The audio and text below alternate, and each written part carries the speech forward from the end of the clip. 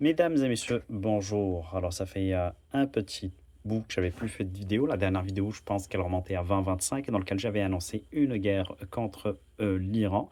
Donc, je ne m'étais pas trempé, comme dans plein de choses.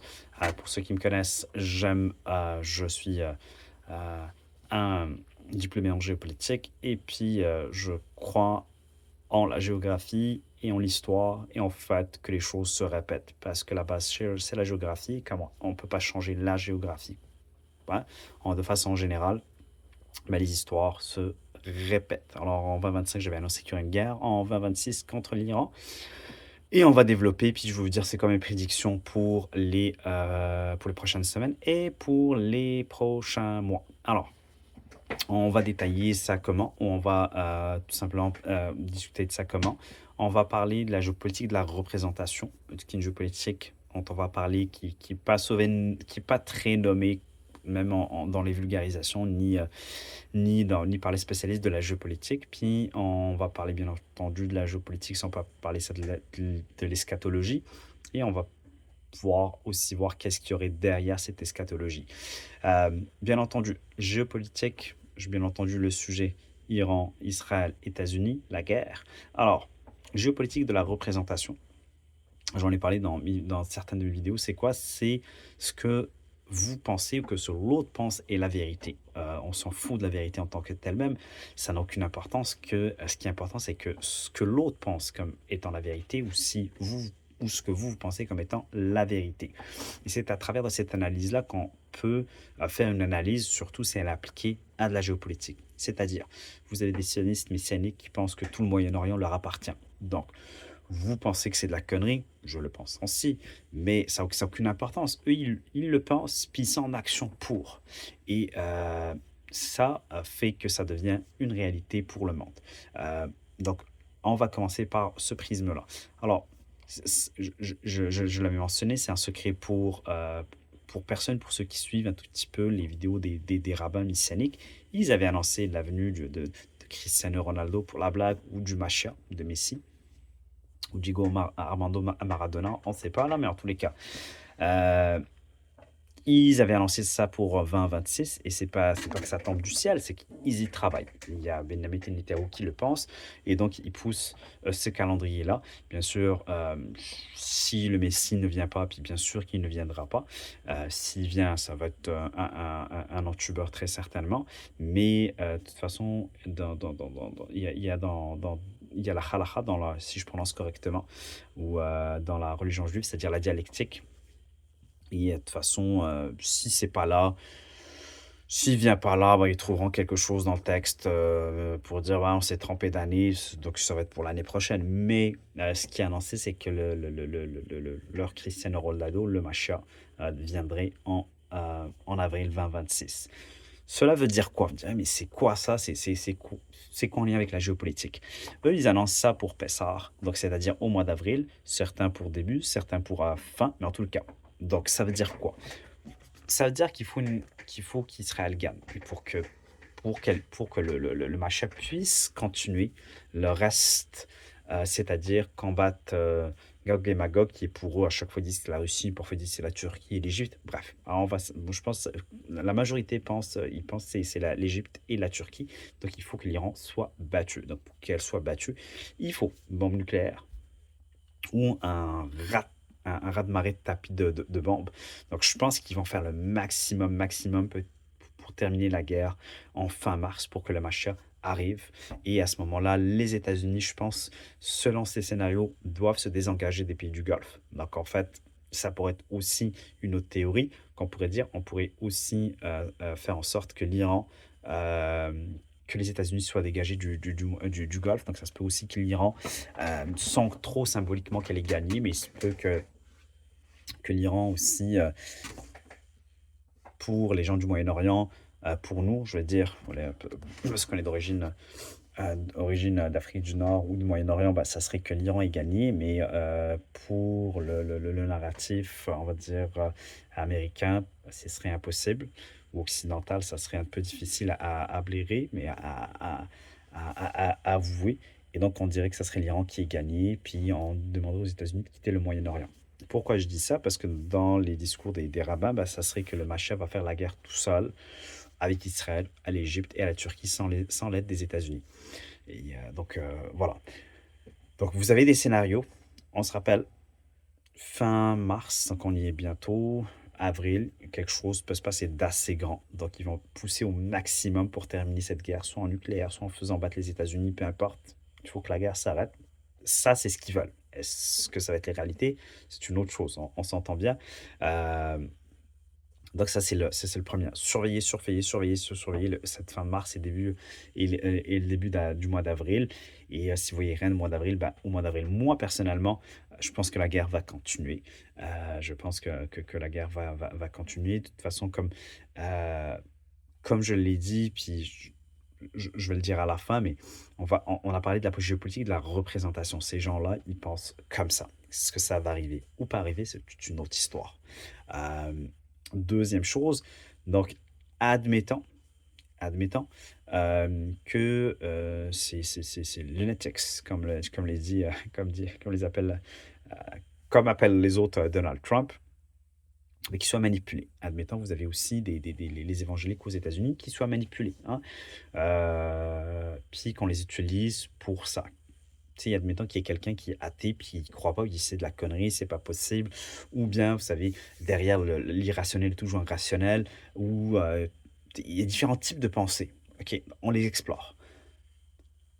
Derrière eux, certains pourraient dire, ou on pourrait penser, que euh, qu'il y a l'histoire du pétrole. On a vu que les États-Unis, maintenant, ont le contrôle du Venezuela, en tout cas sur les exportations du Venezuela, parce qu'avant, le Venezuela vendait le sans pétrole sur le marché noir, et dans le cas, on ne le voyait pas les cours. C'est pour ça que le cours était à 60 $, parce que les États-Unis avaient mal aux poches, et ils n'étaient pas très rentables. Donc du coup, le prix du pétrole a augmenté. Ça a aussi permis un peu de dégratiner un peu la Chine, parce que du coup, la Chine achète le pétrole plus cher. Vous voyez, donc une fois qu'on a contrôlé le Venezuela, pardon, bah, qu'est-ce qu'il nous reste à contrôler?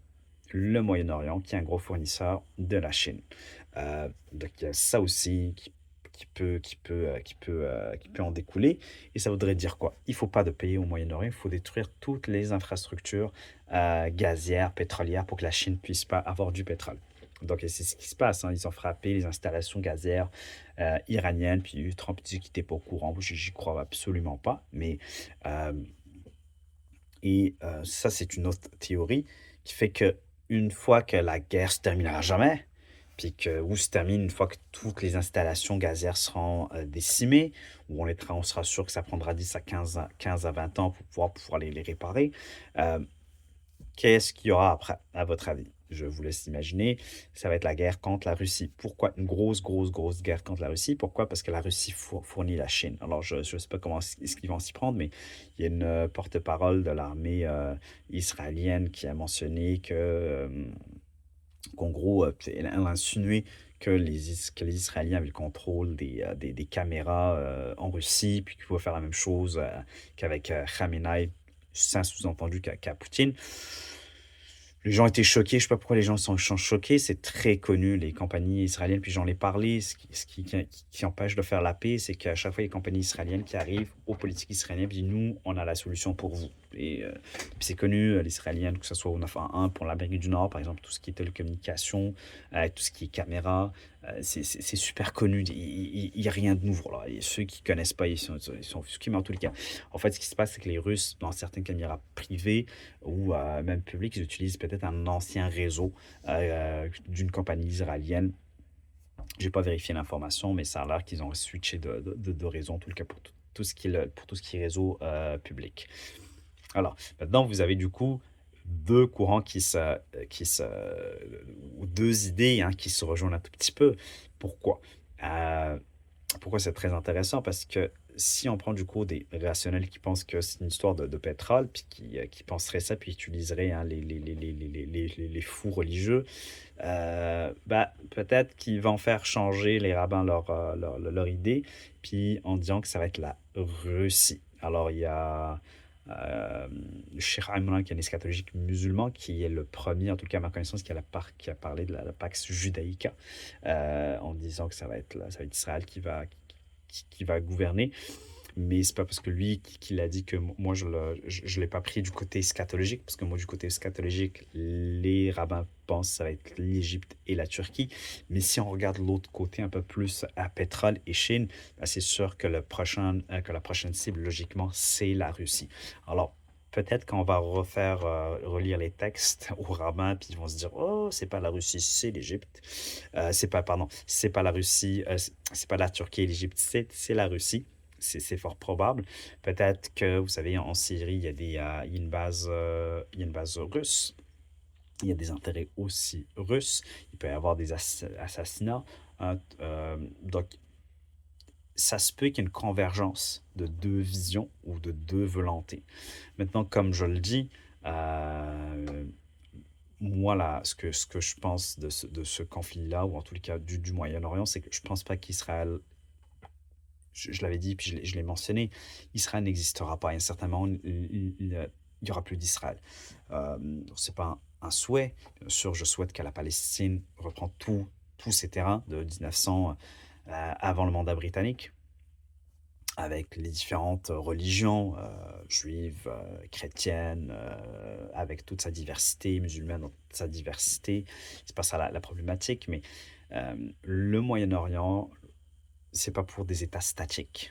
C'est un corridor où les gens passent, où les biens passent. Si vous regardez l'histoire, il n'y a jamais eu un État qui est resté longtemps, que ça soit que ça soit qui, que ce soit les Ottomans, je pense 6 ans, puis j'ai un petit, puis les autres nations, je pense pas que même les Perses, au bout d'un certain moment, ils se sont fait chasser. Donc il y a personne qui reste. C'est une zone de passage. Et quand on dit zone de passage, quand on dit truchement de population, de différentes croyances, ben, on dit conflit. Donc Israël, comme tous les États, durant l'histoire des milliers d'années, ils feront pas ils feront pas exception. Ils feront pas exception, d'autant qu'on sait que avec la guerre, bah, très probablement, ça sera peut-être la Venise de la Venise du Moyen-Orient, c'est-à-dire au bout d'un certain moment, quand les Portugais ont découvert d'autres passages, bah, Venise au 16e ou 17e siècle, j'ai un petit trou de mémoire. Ben, c'était une cité-État militaire à un certain moment. Elle est tombée. Elle est tombée parce qu'elle était plus intéressante au niveau des routes commerciales. Ben, c'est la même chose. Israël va être dans la même chose. Toute cette partie du monde va être dans la même chose. Il n'y aura plus de passage. On passera par l'Arctique. Et puis, ça, c'est vraiment sur du long terme. Là, j'ai fait une indication sur vraiment, vraiment, vraiment du long terme. Euh, mais si on reste sur du proche et du moyen terme, c'est ce qui va avoir. Donc, attendez-vous à une guerre fin mars. On y est déjà là, mais d'ici une semaine, au mois d'avril, quelque chose d'assez intéressant parce que les Messianiques pensent que le Messia va arriver. Puis une fois qu'il est arrivé, ben, eux, ce qu'ils annoncent, c'est une guerre contre l'Égypte et la Turquie. Et une fois que ça va être terminé, si c'est le cas, il y aura une guerre contre la Russie. Eux, ils ne l'annoncent pas comme ça, mais logiquement, si on pense dans l'autre côté, la seule façon de casser la Chine, si on lui rentrait dedans directement, bah, ça serait une grosse, grosse, grosse, grosse guerre contre la Russie. Donc voilà mon analyse. Bien entendu, écoutez, je ne fais pas de vidéo parce qu'un un F-35 a été touché, un F-15 a été touché, un F-16, des stations de dessalement de mer. Néanmoins, pour les États du Golfe, si ça ne s'arrête pas, c'est sûr que ils tomberont. Et c'est le chaos. De toute façon, c'est ce que cherche Israël ou ce que cherchent tout simplement les États-Unis. C'est le chaos, que ce soit sur le plan eschatologique ou religieux, et ou bien entendu sur le plan économique, pour pouvoir ne pas permettre à la Chine de continuer à s'approvisionner en pétrole. Je rajouterai un tout petit point, puis je l'avais déjà dit, puis je vais le rementionner, si jamais Israël gagne, puis elle gagne, puis je dis à long terme, elle n'existera pas au proche Moyen-Orient, il y aura une guerre entre les États-Unis et Israël. Pourquoi? Parce que les autres fous de l'autre côté pensent tout simplement que les évangélistes pensent qu'ils sont antisémites. Ils sont antisémites, antisémites, pardon. Ils pensent que une fois que le Christ va arriver, ben, les Juifs doivent se convertir. Bien entendu, le Messie va arriver, puis il y aura quelqu'un qui va dire: «Moi, je suis Jésus». Ben, qu'est-ce qui va se passer? Ils vont le suivre et bien entendu, ça sera la guerre. Donc peu importe, ça va super se mal se terminer pour Israël. C'est pour ça que je pense, puis faire une digression, pardon, c'est de dire il faut, pour ceux qui ont je pense que c'est une obligation pour tout le monde de rentrer en politique, pour pas laisser la place à ces fous. Je pense qu'on ça démontre vraiment la limite de la démocratie représentative. Donc, c'est-à-dire représentative, c'est-à-dire on élu quelqu'un pour nous représenter. Je suis pas forcément pour dire que les gens qui ont pas un certain niveau d'éducation, alors je sais qu'on a détruit l'éducation parce que c'est le plus important maintenant, c'est le cash, mais je pense que l'éducation est très importante. Heu, mais je pense qu'au-delà de ça, on peut pas dire aux gens: «Bah, si tu as pas de diplôme, bah, tu as pas à te présenter». Mais je pense que le plus important, c'est il faut absolument que le monde entier, je pense, vraiment le monde entier passe à une démocratie, heu, directe, si je peux dire, comme à la Suisse où ça sera les citoyens qui décident. Alors, toujours des influences, des médias et cetera, mais c'est mieux que ce qu'on a, c'est mieux que ce qu'on a là partout. Tu as on a vu dans l'affaire Epstein, où donc on le voit, je ne sais pas si vous l'avez remarqué, mais c'est incroyable. Il y a des gens, ils sont fermés, ils sont filmés de l'extérieur. Je pense à la princesse de Norvège qui était princesse à l'époque. Puis on l'a filmé de l'extérieur. Il y avait quelqu'un qui l'a filmé de sortir avec Epstein. Ça veut dire quoi? Ça veut dire que c'était du chantage, même s'il avait rien fait. Et juste le fait qu'il tournait, que c'était un pédophile, puis que tu le voyais, qu'il était avec toi, puis que tu étais filmé, ben, tu étais dans la merde. C'est aussi simple que ça. Puis on le voit aussi avec les PAC, avec tout le lobbyisme. Je pense, dans un monde, je ne sais pas si on y arrivera, j'ai des doutes, mais dans un monde idéal, il faut vraiment passer, puis pour tous les pays, que ce soit même les pays arabes, il faudrait passer pour une démocratie directe.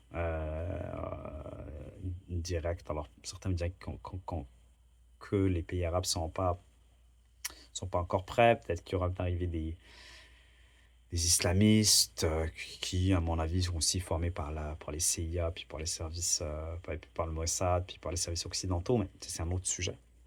Mais voilà. Donc, je termine je vais terminer la vidéo, sinon je vais digresser sur d'autres sujets. Mais s'il y a d'autres sujets qui vous intéressent à ce sujet-là, n'hésitez pas à me laisser en commentaire. Et donc, je vous dis à très bientôt.